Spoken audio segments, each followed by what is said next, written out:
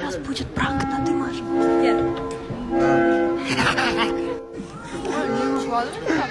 Хорошо. Друзья, сейчас мы проверим, насколько Имаш жирный.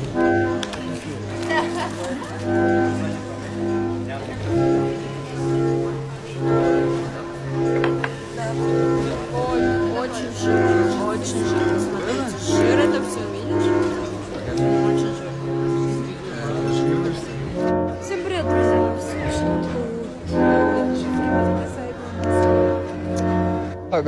А сама Никол.